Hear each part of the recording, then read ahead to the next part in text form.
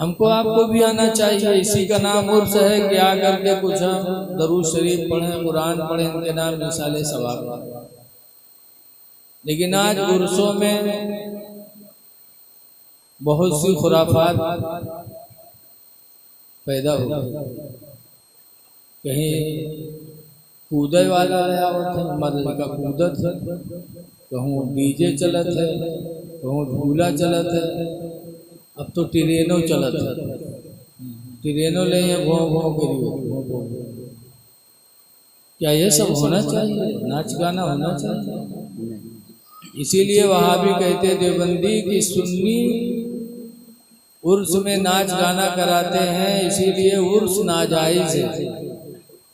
तो उर्स का मतलब है मिला शरीफ पढ़ना, कुरान पढ़ना, दरूद पढ़ना और उनके नाम मिसाले सवाब।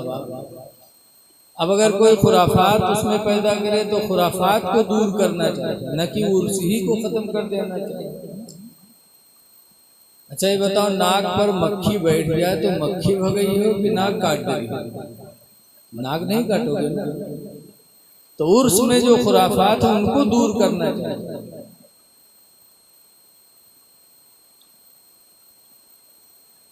कब्रों पे आने से मौत याद आती। हुजूर इरशाद फरमाते ज़ूरुल क़बूरा, कब्रों की ज़ियारत किया करो, लिअन्नहा तुज़क्किरुल आखिरा, इसलिए कि कब्र की ज़ियारत तुमको आखिरत की याद दिलाती रहेगी, मौत को याद दिलाती रहेगी। लेकिन आज हम लोगों के दिल इतने ढीठ हो गए हैं कि कब्रों पे आने के बाद भी मौत याद नहीं आती। कब्रस्तान में भी जाके पंचायत, दिल ढीठ हो गए।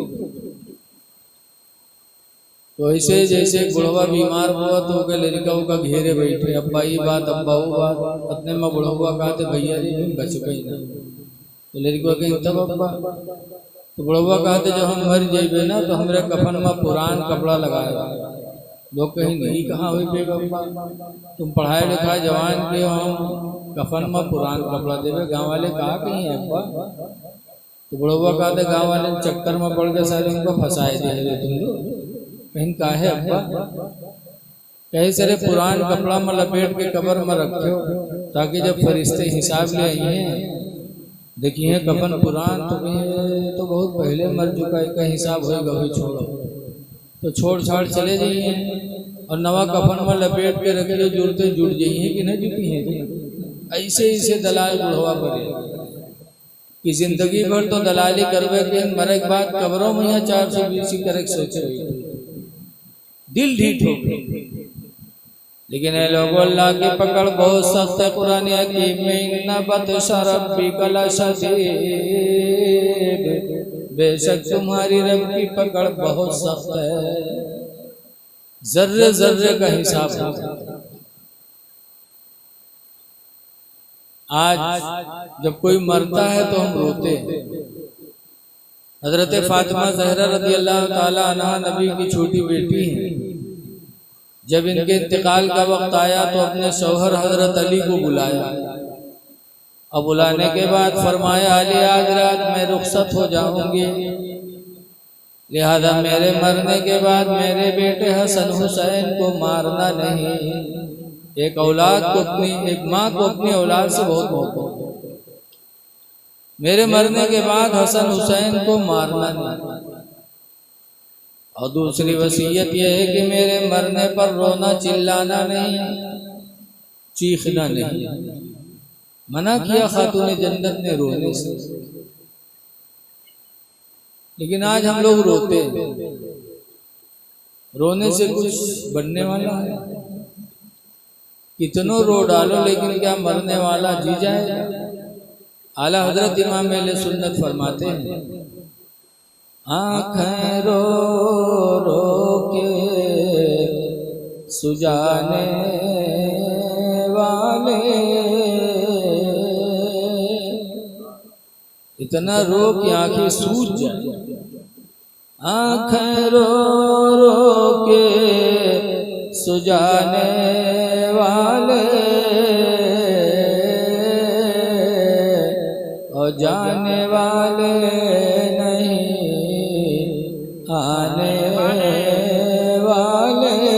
शक हक है भैया, हक है।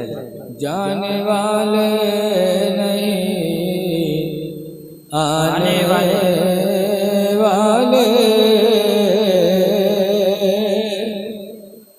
रोना नहीं चाहिए, लेकिन आजकल रोज सबसे ज्यादा कौन है? पतोहिया, जो जिंदगी में खाना नहीं पहुंचा, मर्दवा का फुसलाए के अलग कही, बाप माँ से बोले नहीं, माँ भाई बहन से रिश्ता तोड़ाए, उसके बाद जब सास ससुर मरी है तो रोई ही मेरी रोई की अराय गिरी धूम से उठाई है लोग, लागत है यहू साथे चलती, फिर उठाई है फिर गिरी धड़ाम से। ये मक्कारी नहीं तो क्या? जब जिंदा थे तब तुमने उसकी तरफ उसकी औलाद को मुंह नहीं करने दिया, नौजवान औलाद को फंसा पका करके अलग कर लिया। बाप तरस तरस के दुनिया से चला गया, तुमने करीब नहीं जाने दिया। अब आज जब मर गया तो रो रही हो गांव वालों को दिखाने के लिए। अल्लाह बहुत जानता है, अल्लाह ताला तुम्हारे दिलों के हालात को भी देख रहा है। कुरान में अल्लाह फरमाता फमय्यामल मिस्काल ज़र्रतिन खैरन यरा, जो जर्रा बराबर भलाई करता अल्लाह उसे देखता है। वमय्यामल मिस्काल ज़र्रतिन शर्रन यरा, और जो जर्रा बराबर बुराई करेगा अल्लाह उसे भी देख रहा है। दिखाओ ना, जिंदगी में राजी करने की कोशिश करो। फातिमा ज़हरा कहती हैं मेरे मरने के बाद रोना नहीं, और तीसरी वसीयत करती हैं कि मेरे मरने के बाद एक तंदुरुस्त औरत से निकाह कर लेना, उससे एक लड़का पैदा होगा जिसका नाम अब्बास अलंबरदार होगा। कुछ दिन के बाद कयाम कब करबला में मेरे बेटे हुसैन पर मुसीबतें आएंगी तो वही लड़का अब्बास मेरे हुसैन का दाहिना बाजू होगा। खातून जन्नत ने पहले बता दिया। कब खातून जन्नत फातिमा का इंतकाल हुआ? 11 हिजरी। और इमाम हुसैन करबला में शहीद कब हुए? 61 हिजरी। तो 61 में से 11 निकाल दो तो कितना बचेगा बताओ? 50 साल पहले जो होने वाला था वो फातिमा ने मदीने में पहले ही बता दिया। और उसके बाद कहा कि मेरे जनाजे को जब लेके चलना तो मेरे जनाजे पे चादर डाल देना। हज़रत अली शेर खुदा ने कहा ऐसा क्यों? कहा मैं नबी की बेटी हूँ, जिंदगी गुजर गई, कभी मेरे चेहरे को किसी अजनबी इंसान ने नहीं देखा, तो मेरा दिल गवारा नहीं करता कि मेरी लाश जब निकले, मेरा जनाजा चले तो मेरे जनाजे पर किसी की निगाह पड़ जाए, इसलिए चादर डाल दिया। ये फातिमा के हया और शर्म का आलम था। उससे पहले किसी की जनाजे पे चादर नहीं डाली जाती थी। फातिमा ने जब वसीयत किया तब से चादर का सिलसिला चालू है। ये फातिमा की हया शर्म थी। और आज हमारी माँ बहनें पहनी है नकाब, तो क्या पटिए पहिए कमर में यहाँ रस्सा बने, लागत है कहूँ डाका डाले जाए, कमर में रस्सा बांधा, तब तुम्हारे नकाब पहनने से क्या फायदा? नकाब तो इसलिए याद हुआ था कि तुम्हारे बदन का नीचा ऊंचा हिस्सा किसी की नजर में ना आए, और पट्टा बांध लिया कमर में तो वो चीज तुमने खत्म कर दी। ऐ मेरी माँ बहनों, हया शर्म अपनाओ, रसूलुल्लाह की बेटी की जिंदगी को नजरों के सामने रखो। मेरे कफन मेरे जनाजे पे चादर डाल दी। और 5वीं वसीयत किया था कि जब मुझे कब्र में रखना तो फला जगह पर्ची रखी, वो पर्ची मेरे कब्र में रख देना, लेकिन पढ़ना नहीं उस पर्ची। कहा क्यों? कहा उसमें एक राज की बात है। हजरत अली कहते फातिमा मुझसे राज छुपाओगी? मैं तुम्हारा कितना करीबी हूँ, मुझसे राज छुपाओगी? फातिमा खुदा का वास्ता देता हूँ, ये बता दो उस पर्ची में लिखा क्या? तब फातिमा ने कहा कि जब मेरा और रिश्ता आपका तय हुआ, अल्लाह के रसूल ने मुझसे कहा, मेरे अब्बा ने, कि मैं फातिमा तुम्हारा निकाह अली से कर दूं। कहा कर दूं? कहा महर में 400 मिसकाल चांदी लूंगा। हजरत फातिमा कहते अब्बा अली से निकाह कर दे तो मुझे पसंद है, लेकिन ये महर मुझे पसंद नहीं। कहा था अल्लाह खूब जानता। चलिए हजरत जिब्रील हाजिर हुए, कहा अल्लाह के रसूल फातिमा का निकाह अली से कर दो, और फातिमा के महर में अल्लाह ने जन्नत और जन्नत की सारी नेमतें अता कर दी। सुभान अल्लाह। जन्नत भी और जन्नत की सारी नेमतें फातिमा को महर में। हुजूर खुश हुए, फातिमा को बुलाया, कहा फातिमा अभी अभी जिब्रील आए थे और तुम्हारे महर के बारे में अल्लाह का पैगाम सुनाया है कि अल्लाह ने तुम्हारे महर में जन्नत और जन्नत की सारी नेमतें रख दी। फातिमा कहती है अब्बू ये महर भी हमें पसंद नहीं। अरे फिर क्या चाहते? कहा मेरा रब खूब जानता है, मेरा रब खूब जानता है जो मैं चाहती हूँ।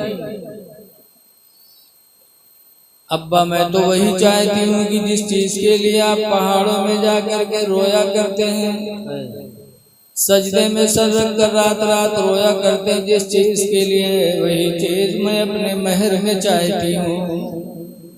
क्या हुजूर रो रो के मांगते थे खुदा सा? हुजूर जब दुनिया सो जाती तो पहाड़ों में जाकर के हुजूर सजदे में सर रख कर रो रो के कहते थे रब्बी हबली उम्मती, अल्लाह मेरी उम्मत को बख्श दे। हुजूर रो रो करके हमारी तुम्हारी बख्शिश की दुआएं मांगा करते थे। आला हजरत इमाम अहले सुन्नत फरमाते हैं कि वल्लाह क्या जहन्नम अब भी न सर्द होगा, वल्लाह क्या जहन्नम अब भी न सर्द होगा, रो रो के मुस्तफा ने दरिया बहा दिए। कहा वही चीज मैं भी महर में चाहती हूँ। ये कह के फातिमा चली आई। फिर हजरत जिब्रील हाजिर हुए, एक पर्ची लेकर के आया, नबी करीम को दिया। उस पर्ची में अल्लाह ने लिखा था जाल तो शफात उम्मत मोहम्मद सदाक फातिमा, कि मैंने फातिमा की महर में पूरी उम्मत की बख्शिश रख दी है। सुभान अल्लाह, सुभान अल्लाह, सुभान अल्लाह। वो पर्ची मेरे अब्बा ने जब दिया तो इसी शर्त पर मैंने आपसे निकाह किया था, लिहाजा वो पर्ची मेरे कब्र में रख देना, ताकि कल कयामत के दिन अगर मेरे अब्बा का एक उम्मती अगर जहन्नम में जाएगा तो मैं पर्ची लेकर रब की बारगाह में हाजिर हो जाऊंगी कि अल्लाह मेरे महर में तूने मेरे अब्बा की सारी उम्मत की बख्शिश रखी थी, फिर मेरे अब्बा का उम्मती जहन्नम में कैसे जा रहा है। ये मोहब्बत थी फातिमा की हम लोगों से। इसीलिए आज 1450 साल गुजर गए इस्लाम को, लेकिन आज भी मुसलमान के दिल में नबी के अहले बैत की मोहब्बत बाकी है। इंशाअल्लाह क़यामत तक बाकी रहे। बहरहाल फातिमा ज़हरा का इंतकाल हुआ, जन्नतुल बकी में दफन की गई। रोने से कुछ नहीं होता, मौत सबको आनी। इसलिए हमें जब अल्लाह वालों की कब्र के पास हाजिरी नसीब हो तो हमें थोड़ा गौर व फिक्र करना चाहिए। आला हजरत इमाम अहले सुन्नत फरमाते हैं हाय गाफिल वो क्या जगह है जहां, हाय गाफिल वो क्या जगह है जहां, पांच जाते हैं चार फेरते हैं, पांच जाते हैं चार फेरते हैं। मौत सबको आनी है, लेकिन कुछ लोगों की मौत, यही फातिमा ज़हरा है, जब वसीयत से फारिग हुई तो मलकुल मौत आया। हदीस पाक में लम्मा नज़ल अलैहा मलकुल मौत, जब मौत का फरिश्ता फातिमा के दरवाजे पे उतरा, वक़रअल बाब, और आने के बाद फातिमा के दरवाजे को खटखटाया। फातिमा पूछती है कौन? तब मलकुल मौत कहता है कि मैं मलकुल मौत हूँ, आपकी रूह निकालने के लिए आया हूँ, दरवाजा खोलो। तो फातिमा ने क्या कहा था? ऐ मलकुल मौत, जिंदगी गुजर गई, फातिमा के चेहरे को, फातिमा के शौहर अली के सिवा किसी ने नहीं देखा, किसी अजनबी इंसान ने मेरे चेहरे को नहीं देखा। मैं नहीं पसंद करती कि आखिरी वक्त मलकुल मौत मेरा चेहरा देखे। तो मलकुल मौत दरवाजे से वापस हो गए। हदीस में फ़क़बदल्लाहु रूहहा, तो अल्लाह ताला ने खुद फातिमा की रूह को कब्ज़ फरमाया। सारी दुनिया की रूह मलकुल मौत निकाल रहे हैं, लेकिन फातिमा का मकाम देखो कि मलकुल मौत वापस हो रहे हैं, उनकी रूह को खुदा निकाल। ऐ मेरी माँ बहनों, तुम बैठी हो यहाँ, जरा सोचो कि फातिमा की जिंदगी कैसी थी। आज हमारे तुम्हारे यहाँ मलकुल मौत आते हैं, कुछ पता चला था? बप्पा बीमार है, लड़का घेरे बैठे, अब्बा ही बात, अब्बा बात, हाय अब्बा गए, सट से गए, हाय गए अब्बा, अरे वो आवा को लेके चलेगा, कुछ नहीं। लेकिन फातिमा है कि मलकुल मौत भी दरवाजे से वापस जा रहे हैं। ऐसे हजरत मूसा अलैहिस्सलाम के बाद भी मलकुल मौत कह रहा है रूह निकाल, बड़े जलाली पैगंबर है मूसा अलैहिस्सलाम। जब गए मलकुल मौत सलाम की, मूसा अलैहिस्सलाम ने जवाब दिया, पूछा कैसे आना हुआ? कहा आपकी रूह निकालने आया। जैसे मूसा अलैहिस्सलाम ने सुना, वैसे खींच कर एक तमाचा मारा मलकुल मौत। तो अभी चला आया, अभी दीन का बहुत सा काम बाकी है मेरे जिम्मे, अभी तो रूह निकालने आया। ऐसा खींच कर तमाचा मारा कि मलकुल मौत की आंख बाहर हो। मलकुल मौत बेचारे वापस चले, अल्लाह की बारगाह में अर्ज़ करते हैं, अल्लाह की जलाली के पास भेज दिया, उसने तो मारा, मेरी आंख बाहर आ गई। कहता है अभी मुझे दीन का काम करना है।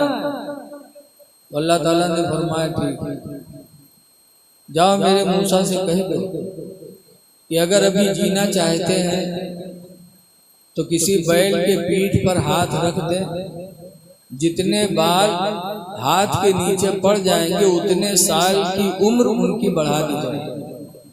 जाके मूसा पैगंबर से बता, आए बेचारे, अब की जब आए तो डराता है धीरे धीरे। जैसे मूसा अलैहिस्सलाम ने देखा, फिर आ गया तो क्या है मूसा पैगंबर, अल्लाह ने मुझे भेजा है कि जाके मेरे बंदे मूसा से कह दो कि अगर अभी जीना चाहते हैं तो किसी बैल के पीठ पर हाथ फेर दे, हाथ रख दे, जितने बाल पड़ेंगे उतने साल की उम्र बढ़ जाएगी। जकरिया के आदमी हो तो हाथ रखे का पूरी पिटियावा सो रहा हो, तो आगे मरी ना। लेकिन मूसा पैगंबर ने जब अल्लाह का हुक्म सुना तो फरमाते हैं कि उतने साल जब पूरे हो जाएंगे फिर, तो कहा फिर मैं आऊँगा। तो मूसा अलैहिस्सलाम फरमाते जब तुझे आना ही आना है, अब मुझे जाना ही जाना है, तो जैसे कल वैसे आज निकाल ले। मलकुल मौत ने निकाल लिया और मूसा अलैहिस्सलाम का विसाल पता चला कि मौत का आना बरहक है, सबके पास आनी है, लेकिन बंदे एक दर्जा के नहीं हैं। अल्लाह ने इंसानों को बनाया लेकिन एक दर्जे का नहीं बनाया। कुरान 30 में तीसरे पारे में तिलकर रसूल फद्दलना बअदहुम अला बअद, ये रसूल हैं कि इनमें हमने बास को बास पर फजीलत दे दी है। रसूल रसूल बराबर नहीं तो इंसान इंसान कैसे बराबर हो सकते हैं? बोलो। जिन औरतों का निकाह मेरे नबी से हो गया, 11 औरतों का निकाह रसूलुल्लाह से हुआ।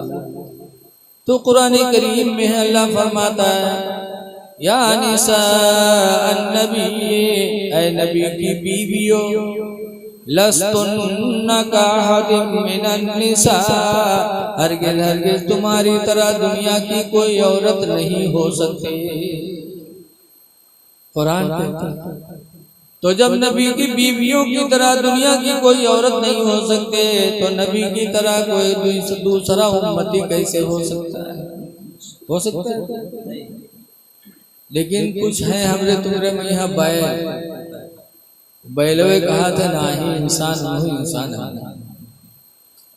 बैल भी कई मेर होते, एक बैल तो सड़वा है जो तहारत है सड़क पर, और एक बैल हमरे तुमरे में यहाँ मौजूद।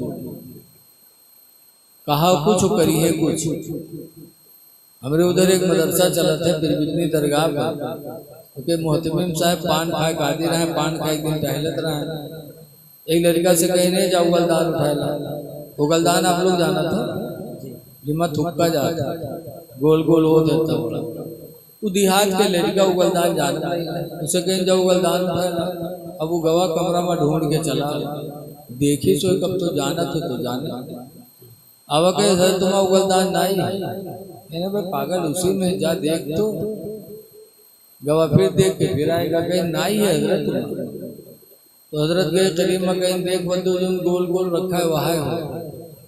तो जब वो उठाई तो देखे तो गए हजरत इमा को अनुसार थुक्की से, हजरत इमा को अनुसार थुक मारी। हजरत कहते बैल कहीं इधर लेके, इंसानों में भी बैल होते हैं। कहते इंसान हो इंसान है। नबी करीम की शान ये है कि जब हुजूर सल्लल्लाहु अलैहि वसल्लम मक्का शरीफ उम्रह की नीयत से आ रहे थे तो मक्का के लोगों ने अपने एक जासूस को भेजा था कि जाओ जरा देख कर आओ। उरवा बिन मसूद सकफी उनका नाम था। क्या नाम था? उरवा बिन मसूद सकफी को मक्का के लोगों ने भेजा कि जाओ देखो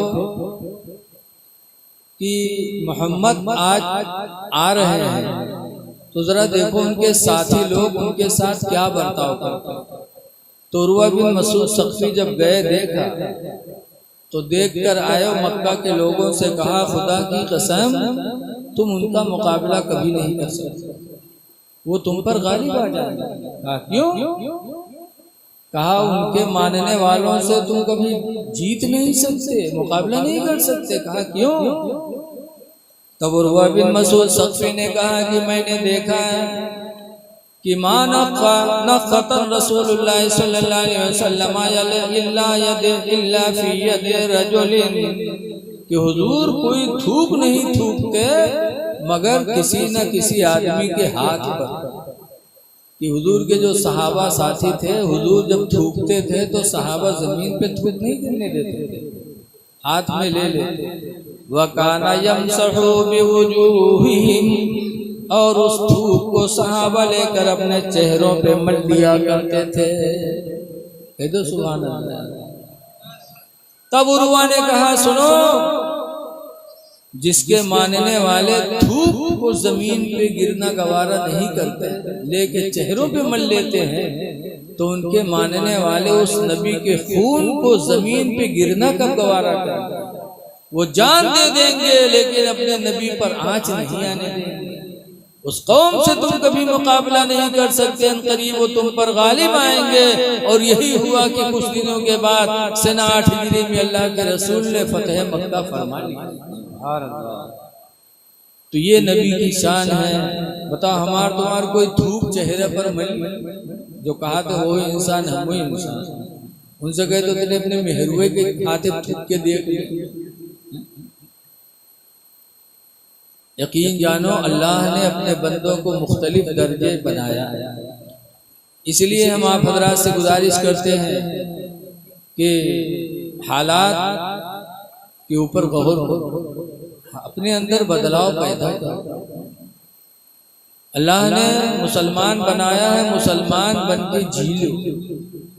एक बुजुर्ग थे, वो नमाज तो पढ़ते ही थे लेकिन रोज 3 सजदा शुक्र का किया करते, खुशी में। पहला सजदा शुक्र में करते कि अल्लाह तूने मुझे इंसान बना के पैदा किया, चाहता तो कुत्ता बना देता, बिल्ली बना देता, लेकिन अल्लाह ने इंसान बनाया। इस खुशी में वो एक सजदा करते, और दूसरी खुशी में इस तरह सजदा करते कि अल्लाह तूने मुझे इंसान बनाकर मुसलमान बना दिया। तो इस खुशी में दूसरा सजदा करते, मुसलमान होने की खुशी। और तीसरा सजदा इस शुक्र में करते कि अल्लाह तूने मुझे मुसलमान बना के उम्मत मोहम्मद में पैदा फरमाया। इस खुशी में वो सजदा करते हैं। लोगों, उम्मत मोहम्मदिया में पैदा होना ये बहुत बड़ी बात है।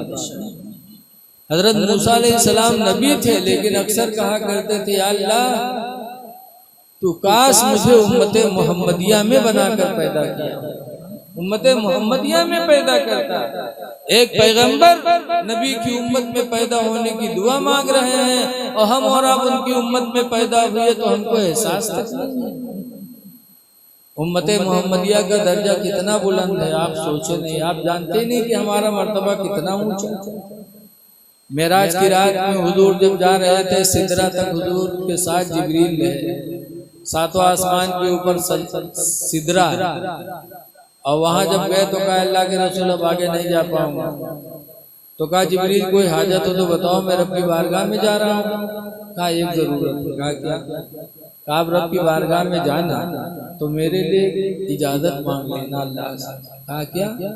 कहा कल क़यामत के दिन जब आपकी उम्मत पुलसिरात के ऊपर से गुजरेगी तो उस वक्त अल्लाह मुझे इतनी इजाजत दे देगा कि मैं अपने पर को बिछा दूंगा, उस पर के ऊपर से आपकी उम्मत गुजर जाएगी।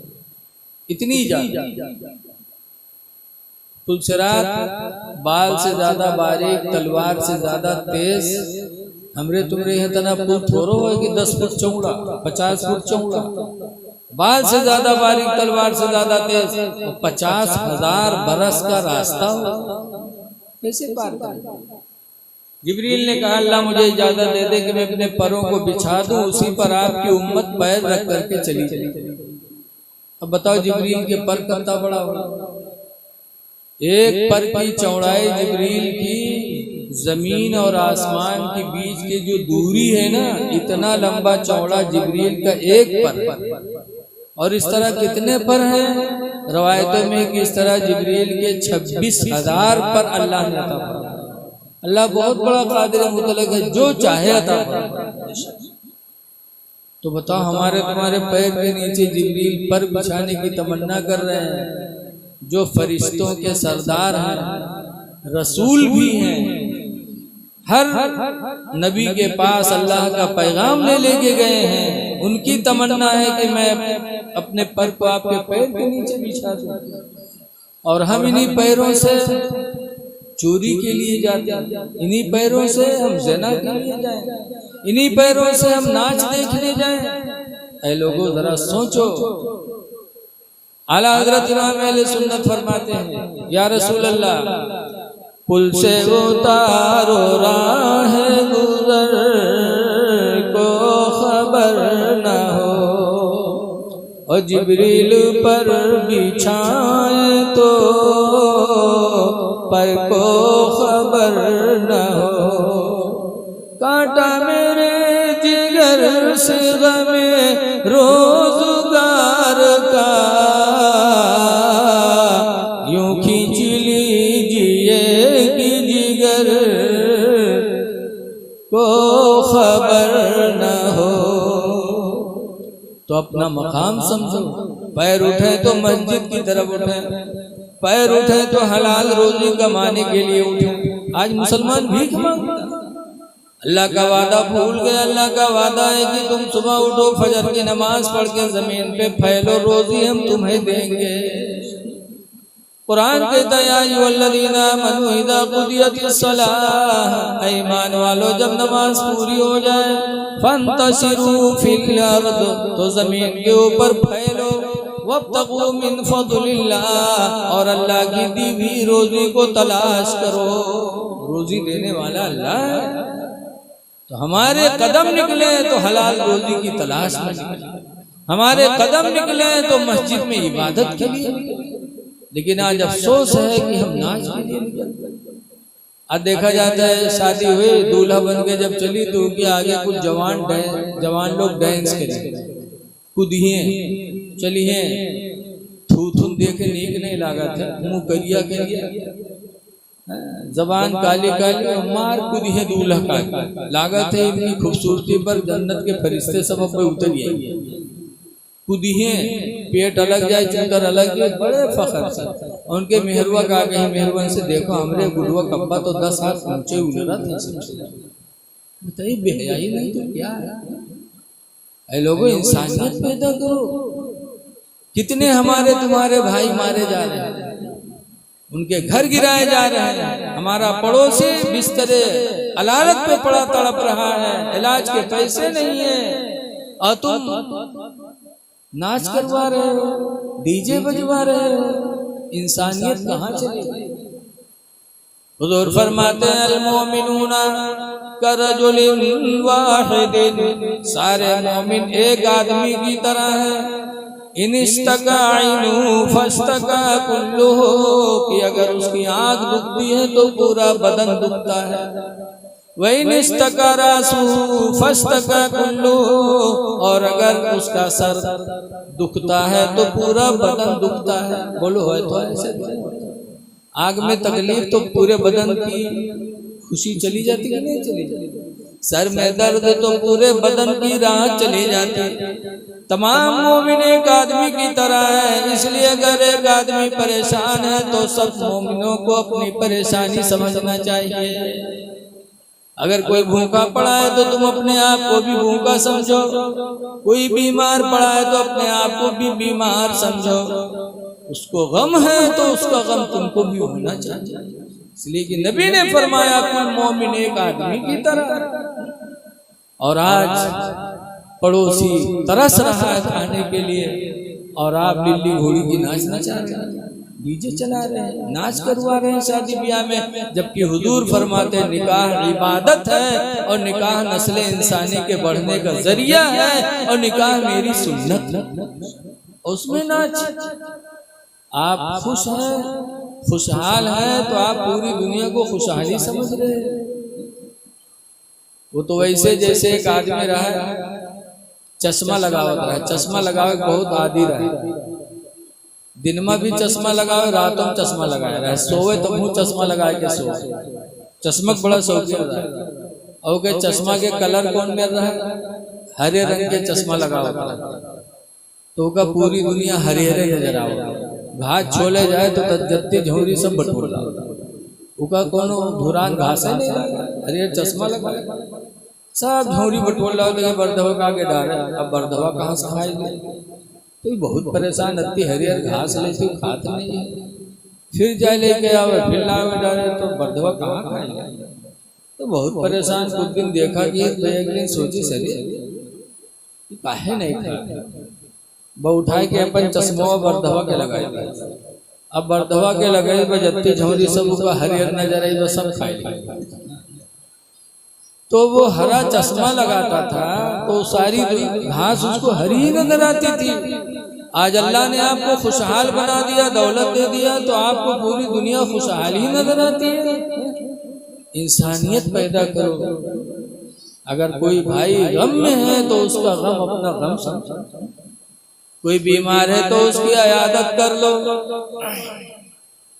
मुस्लिम शरीफ की हदीस में एक आदमी बारगाह मौला में क़यामत के दिन हाजिर हो, तो अल्लाह ताला उससे नजर रहमत मोड़ दे, तो वो कहेगा अल्लाह मैंने हज भी किया, मैंने नमाजें भी पढ़ी है, मैंने रोजा भी रखा, तिलावत कुरान भी किया है, मौला तो हमसे अपनी नजर रहमत मोड़ रहा है। तो अल्लाह फरमाएगा कि मैं बीमार पड़ा था, तू मुझे देखने नहीं आया। अच्छा ये बताओ, तुम्हारे पड़ोसी कोई महीनन बीमार पड़ा रहा है, देखे न जाओ, तो जब ठीक ठाक हो जाए तब उसके सामने जाओ तो तुम्हारे तरफ निगाह डाली जल्दी। बोलो, सोचेगा कि मैं महीनों बीमार बिस्तर पे पड़ा रहा है, मुझे देखने नहीं आया। और जब खुशहाल हो गया तब गए हुए हैं खीस काढ़े बैठे उसके सामने, तो तुम्हार खीस का बढ़िया लागी। अल्लाह फरमाएगा मैं बीमार पड़ा था, तू मुझे देखने नहीं आया। तो वो कहेगा अल्लाह तू कब बीमार होना तो बंदों की सिफत है, मखलूक की सिफत है, तू खालिक है, पैदा करने वाला है, तू कब बीमार हुआ? तो अल्लाह फरमाएगा तेरा फला पड़ोसी बीमार था, तू देखने नहीं गया। अगर तू अपने बीमार पड़ोसी को देखने जाता, मैं वहां मौजूद था अपने बंदे के पास, तो मेरी तेरी मुलाकात हो जाती। अल्लाह कितना मेहरबान है कि बीमारी भी वही देता है और फिर अपने बीमार बंदे के पास उसकी रहमत जलवागर भी होती है।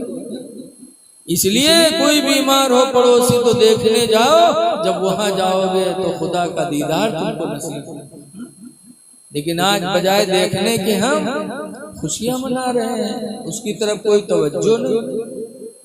और बहुत से जैबो करी है देखे तो जैते जात कहीं तो सुखाएगा। अब बताओ ईमेल कहिए तो का और गम हो कि ना, ये तो खूने नहीं रहे, ये बोली बोलना चाहिए। हदीस पाक में उम्मे सलामत क़ालत क़ाल रसूलुल्लाह सल्लल्लाहु अलैहि वसल्लम की बीवी उम्मे सलमा कहा करती थी कि हुजूर ने इरशाद इदा हज़र अहदुकुमुल मरीज़ा बिल मय्यिता, कि तुम में का जब कोई किसी बीमार के पास हाजिर हो या किसी मुर्दे के पास हाजिर हो तो क्या कहे? फल्यकुल खैरा, तो चाहिए कि अच्छी बोली बोले। लिअन्नहा युअम्मिनूनल मलाइका, इसलिए कि मलाइका तुम्हारी दुआओं पर आमीन कहा करते हैं।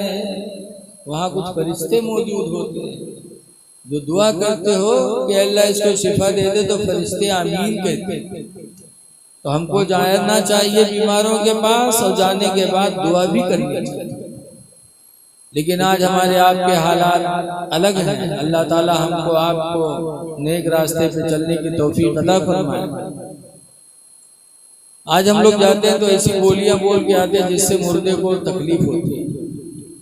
बहरहाल मैं आपसे ये दरख्वास्त करता हूँ कि एक दूसरे की परेशानी अपनी परेशानी समझो, अल्लाह वालों के पास बैठो। 4 दिन की जिंदगी है, खुदा जाने किस वक्त बुलावा आ जाए, तो नेकियां करो, नमाजों को पढ़ लो, तिलावत कुरान कर लो, सदका खैरात की नेकियां जमा कर लो। हुजूर मुफ्ती नानपारा अली रामा कहा करते थे हमेशा के लिए रहना नहीं सुधार फानी में, हमेशा के लिए रहना नहीं इस दार फानी में। कुछ अच्छे काम कर लो 4 दिन की जिंदगानी में, कुछ अच्छे काम कर लो 4 दिन की जिंदगानी में। और जो जीते हो तो इस दुनिया में कोई काम कर जाओ। मस्जिद बनवा दो, मदरसा बनवा दो, कोई नेक काम कर लो। जो जीते हो तो इस दुनिया में कोई काम कर जाओ। जो जीते हो तो इस दुनिया में कोई काम कर जाओ। खुदा तौफीक दे तो खिदमत इस्लाम कर जाओ। खुदा तौफीक दे तो खिदमत इस्लाम कर जाओ। मस्जिदों से रिश्ता जो, अभी मस्जिद के दरवाजे पर मैं खड़ा था, एक बूढ़े मियाँ मिले, हाजी मोहम्मद आफाक बैठे थे। मुझे मस्जिद में जाना था तो चाबी निकाली, हमने पूछा ताला डालते हैं? कहा रात में कभी कभार आता हूँ तो देखता हूँ ताला दरवाजा खुला है, कोई जानवर चला जाए निजासत कर दे तो मैं ताला मार देता हूँ, सुबह आके खोलता हूँ। हमने कहा तो बड़ी अच्छी बात है, मस्जिद से लगाव रखे मुसलमान कितना खुशनसीब है। हदीस पाक में मेरे नबी फरमाते इदा रअयतुमुर रजुला यतअहदुल मस्जिदा, जब तुम में किसी को कोई देखे कि मस्जिद से लव लगाए हुए है, फशहदू लहू बिल ईमान, तो सरकार फरमाते उसके ईमान के गवाही बन जाओ। इसलिए गुजारिश है आपसे कि मस्जिदों से रिश्ता जोड़ो, नमाजों की पाबंदी करो, मदरसों से रिश्ता जोड़ो।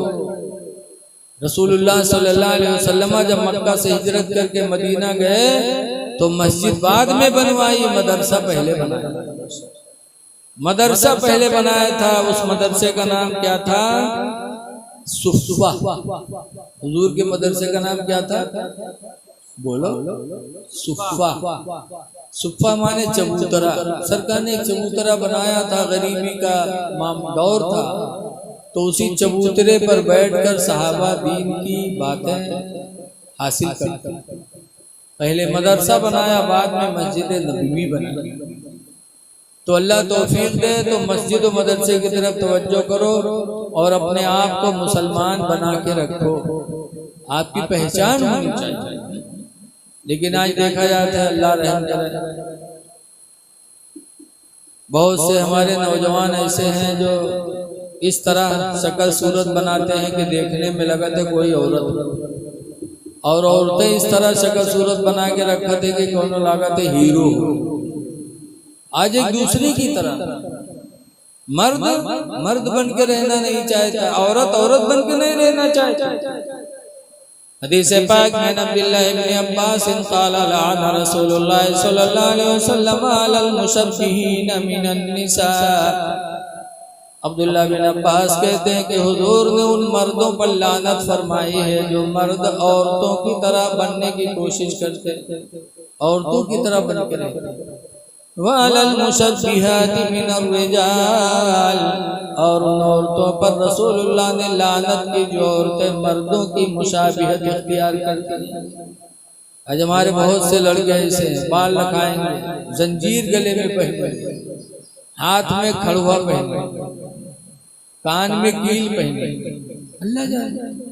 एक जगह से तकरीर करे गए, गोंडा ट्रेन से उतरे, एक लौंडा आवा मोटरसाइकिल पर बैठा ही चला, हम पीछे बैठे तो के कांडे में निगाह पड़े तो के भुलकी देगा कांडे में, तो हम पकड़े हम के न्यू का पहने रे, तो कहते रहे मौलाना साहब बम्बई में रहा, शौक लाग रहा है तो छदा के पहन लिया रहा है।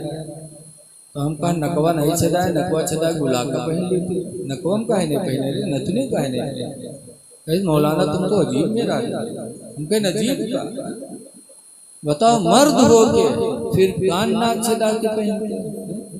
अल्लाह ने मर्द बनाया, मर्द बन के रहो। मर्दों के लिए नाक कान छेदाना हराम है, औरतों को छेदाना सवाब है, जीनत औरतों के लिए। लेकिन आज बहुत से हाथ में कंगन पहनते।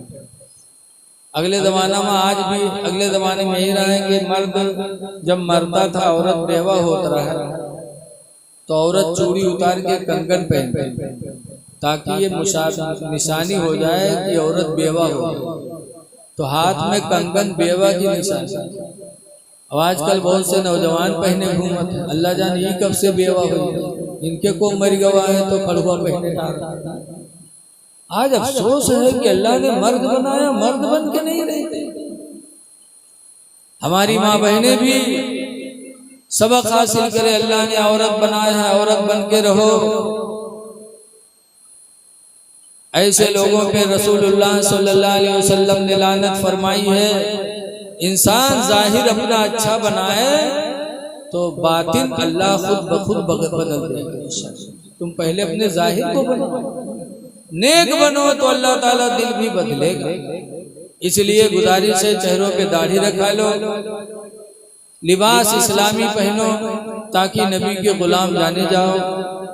याद रखो, गुलाम नबी ये बड़ी दौलत है जिसे नसीब हो जाए। आज तो हम अंग्रेजों की गुलामी अख्तियार करते हैं। लेकिन रसूलुल्लाह सल्लल्लाहु अलैहि वसल्लम के एक सहाबी थे हजरत सफीना, अल्लाह की राह में जिहाद के लिए निकले।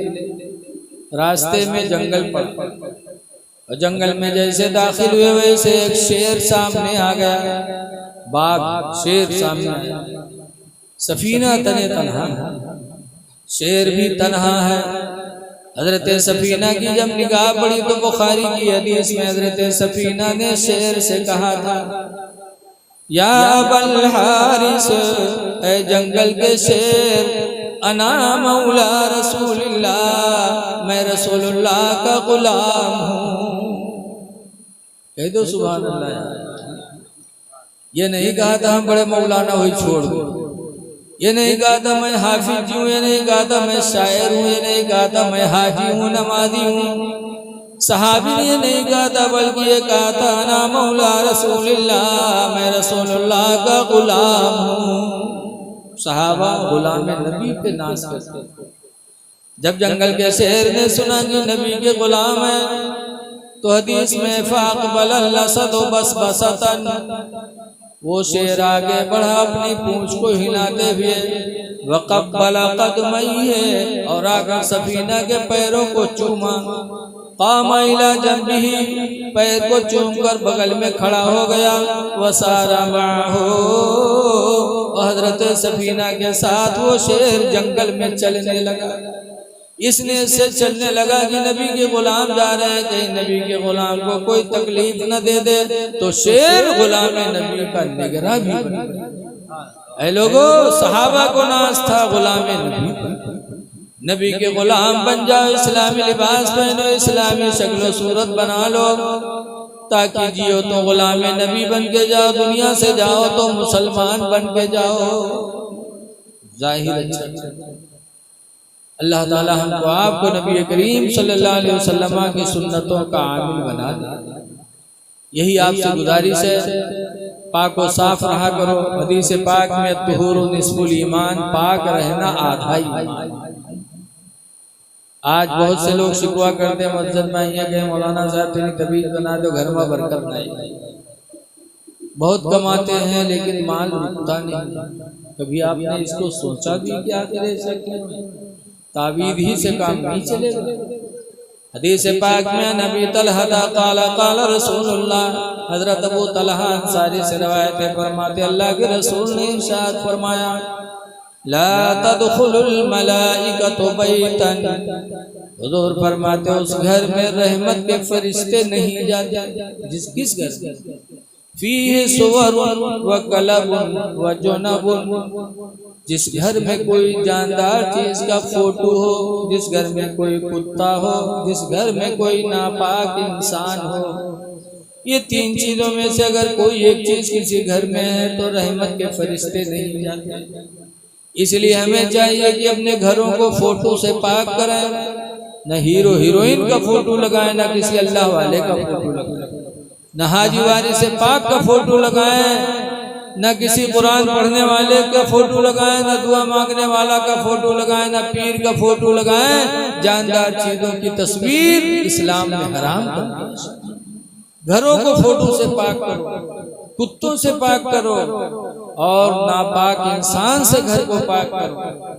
खुद पाक रहो, अपने बीवी बच्चों को पाक रखो, तो इंशाअल्लाह रहमत के फरिश्ते आएंगे और आपकी रोजी में भी बरकत होगी, घर से बलाएं भी जाएंगे। तो हम मोमिन हैं, मोमिन बन के जिए। दुआ है कि अल्लाह ताला साहिब मदार के फयूज़ व बरकत से हम सबको माला माल फरमाए, और जो कुछ कहा गया अल्लाह ताला उस पर अमल की तौफीक अता फरमाए। खड़े हो जाइए, सलातो सलाम पढ़िए।